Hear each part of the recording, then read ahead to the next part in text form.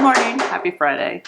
I was gonna do some stuff in my kitchen, so I figured that I would whip out the camera and film. I was gonna make banana bread from the Joy of Cooking, which I'm gonna do this series about some recipes from the Joy of Cooking book. And then I realized I thought I would have everything for banana bread, and it calls for lemon zest, and I don't have that. I was like, well, I want to make it exactly the way it is. So I took out bananas already from my freezer, and nobody's gonna eat a thawed banana because they're kind of gross. So I'm going to make from my other favorite cookbook, which I'll make recipes from soon. I'm making the banana bread from here. I'm probably gonna have Paul help me do it. It's a very simple recipe, and I don't feel like dealing with muffins right now. As you can tell, I'm not feeling too well. So we're gonna do a loaf one, and we'll try it. And then when I make the Joy of Cooking, we'll taste test and see if we like them. I have a lot of bananas in the freezer too. I went to the farmer's market yesterday. So all of these veggies here. I have a melon I need to cut up, and here are very dirty potatoes. Oh, I left my peppers out overnight. That stinks. Okay. But what I do have is I just have some like tomatoes. I can't remember what kind these are, but I'm going to roast these and turn them into pasta sauce for spaghetti dinner tonight. I do have some of my San Rosano tomatoes starting to ripen on my mess of a tomato plant. I don't know if I've shared this journey or not, but I got a raised garden bed this year. It's my first one, and I didn't get to really trellis it the way I wanted to, and it's kind of overgrown, but it's okay.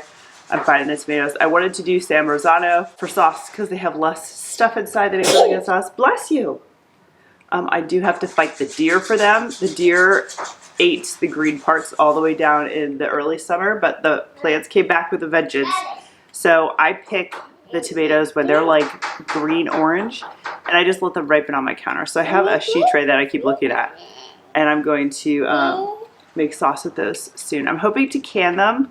There's a ton of green tomatoes out. I'm assuming they're all going to turn at once on me, and we're going to have tomato canning day. But I have... What is that? Ooh. So anyway, let me get started on this banana bread. And I'm trying to think if I want to put add-ins in it. I think I might just keep it completely plain. What do you think? Okay, so the kids are watching a B movie. I have some coffee going. I think it's helping. I don't know if you can hear this, or I'm going to do a voiceover later. Paul did not want to help me, but that's okay. I honestly just wanted to use up those bananas. So I am greasing my cast iron pan. This is a 9-inch loaf pan. I'm greasing it with coconut oil, and then I take these Reynolds baking sheets and I just rip them in half, and it fits perfectly in here. Maybe just a little over the side, that's okay. So what I decided to do when I was getting my ingredients out is, instead of putting nuts, which I don't know if my family would eat, and I don't have that many chocolate chips at the moment, so I was thinking, you know what I'm gonna do is I'm gonna use peanut butter chips. I don't know if you can see those. Woo, over here. I have them in an old salsa jar. These are Reeses. Matt asked for them the last time I made chocolate ice cream, so I have those. A lot of times I just use oil in like quick breads like this, but I'm gonna follow the recipe. Okay, so that was a half a cup of butter softened. And this is the part, since I stopped eating white sugar, some recipes, I just like, my eyes bug out. I do realize this is essentially cake. It's a cup and a quarter of white sugar, and I'm going to be subbing that with coconut sugar. This is dark coconut sugar. And I'm just doing about a cup, so I'm dropping it a quarter cup. Also, I'm just using the OXO measure. This is about a half a cup or so. Does anybody else reduce sugar in recipes? I feel like I do that all the time now. Stir the sugar and butter until well combined. Forgot to preheat my oven to 350. It's probably been a way mixer easier if I brought out the hand blender, but that's okay. I'm following the recipe, kind of, sort of. All right, we're getting there, we're getting there. That looks pretty good. I'm a little tired from that. So now it says stir in eggs and mix well. All right, let's switch. That is not working. Have you switched over to the, I believe it's called a Danish whisk yet? I'm new to this. Matt just bought me two. I've seen a lot of people use these with sourdough.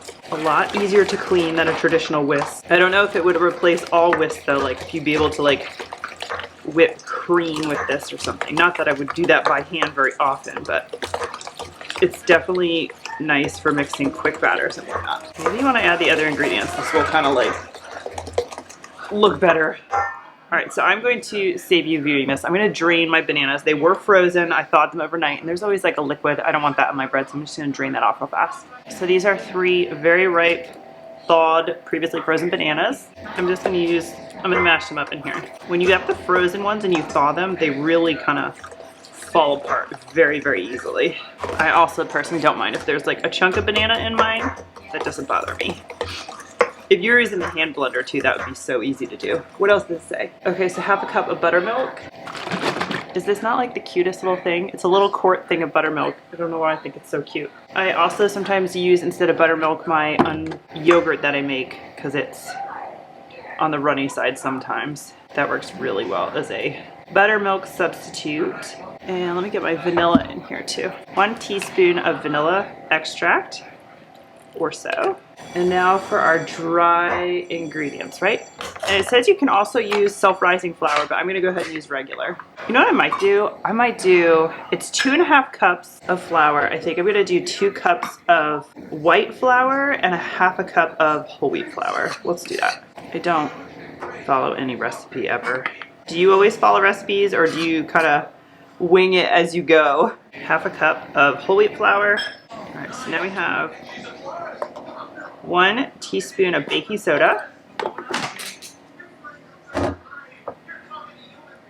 1 teaspoon of salt. I don't know, my voice goes up when I do that. And then it says 1 cup of nuts. So I'm gonna add a cup of peanut butter chips. I've never done this before, so I don't know. We'll see how this goes. I like these in the recipe on the box. It's like, or the bag, it's like a chocolate cookie with peanut butter chips. Oh my God, it's so good. These are also really good in just chocolate chip cookies. My mom always did peanut butter chips and chocolate chips. All right, let's see what we got going on here.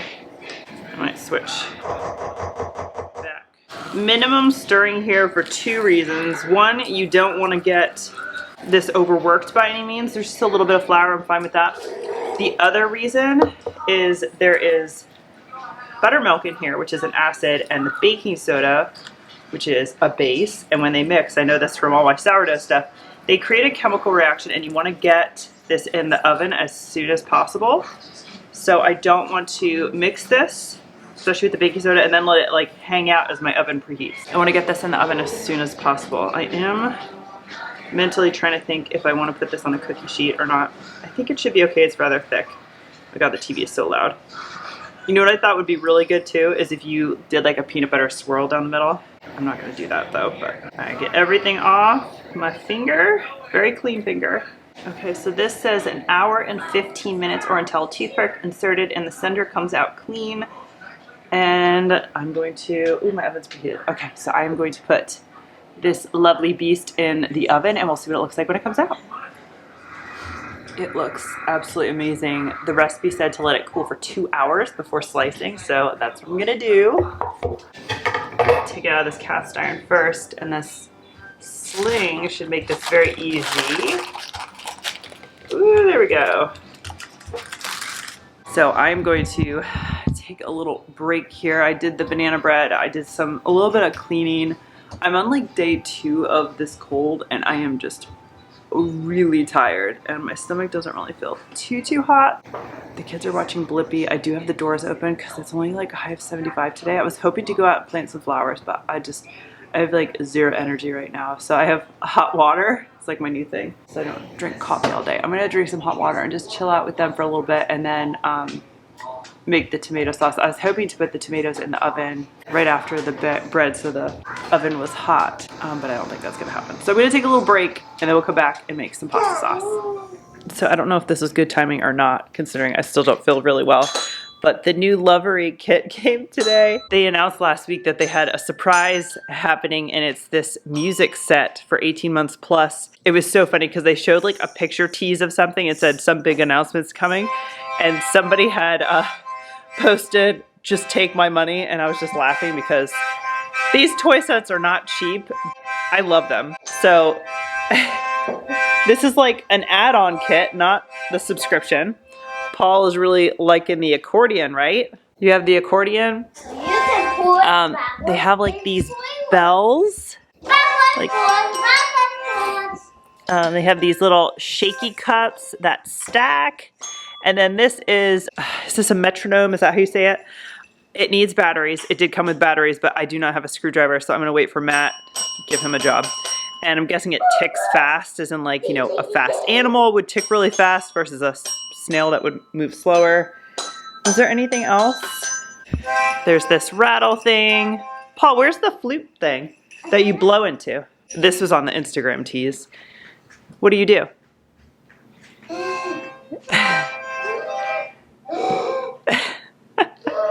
Good job, buddy. Of course it came with the parent guide, but it also came with this really cute music book where you can, like, you know, make different music notes and then play a song on your little bells.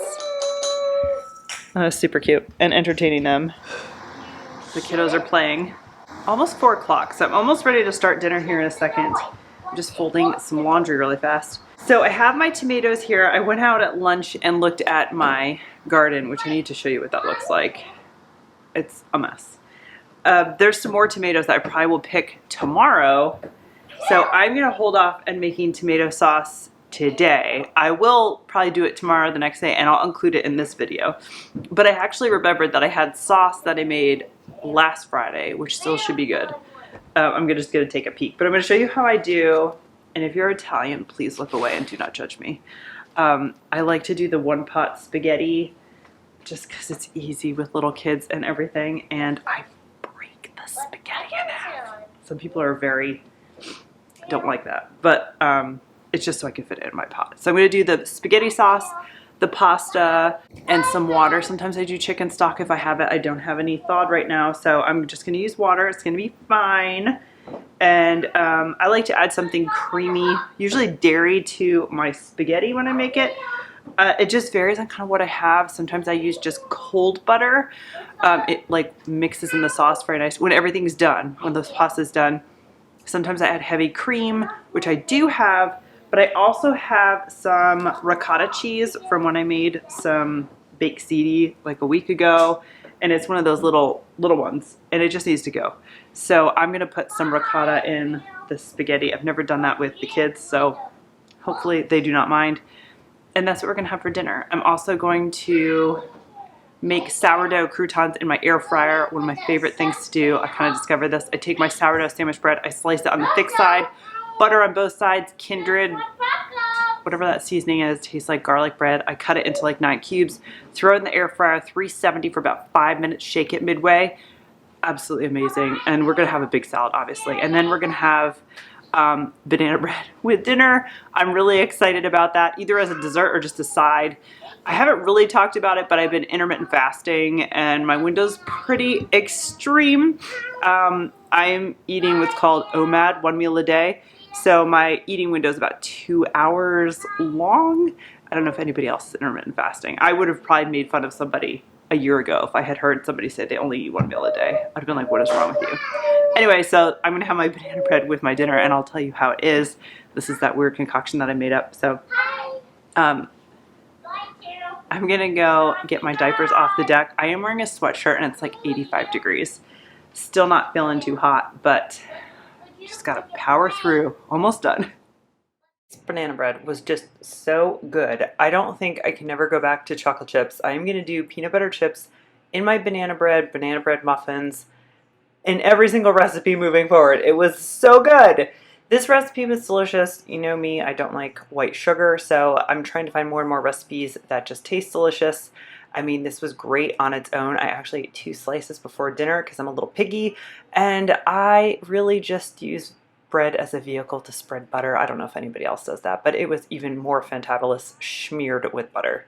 Tender, tell me what to believe.